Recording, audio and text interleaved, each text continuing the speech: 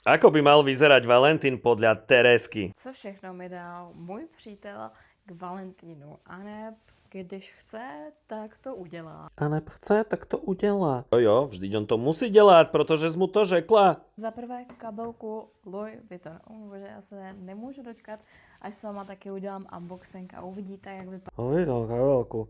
Mne sa len zdá, lebo ona normálne má aj že lenivý jazyk a príde mi, že ona má všetko také nadrozmerné.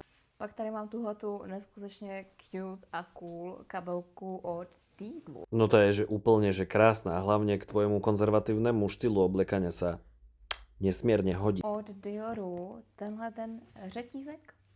Počkej, ja som si vždycky myslel, že žetisky sú v nejakých malých dozíčkach, ale no tvoj priateľ ti kúpil asi reťaz na jalovicu alebo niečo také, to si až pozriem v tom unboxingu. Pak už mám konečně moje vysněné, krásné labutínky. Toto mám rád, vysnené krásne labutinky, ale nevidíme nič, furt vidíme len to tie tašky. A viete čo, ja mám taký pocit normálne, že ona už tretí mesiac používa tie isté tašky. Až mi napíšte do komentára, či sa nemýlim, ale mne to už príde normálne ofejkované.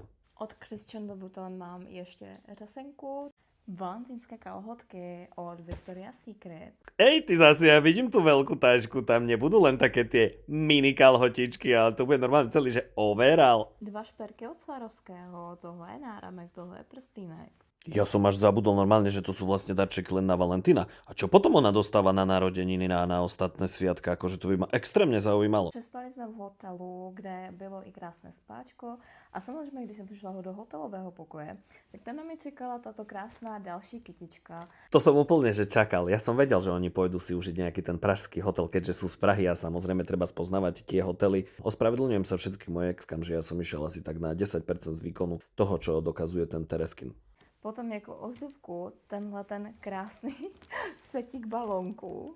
A v neposlední řadě 101 krásných červených růží, moje vysněné a oblíbené. Tak nič dámy, tak ako radí Tereska. Menej pracovať, upratovať a variť a viacej od života chcieť. A pre takéto ďalšie videá nezabudnite dať like a follow, posúva ma to vpred.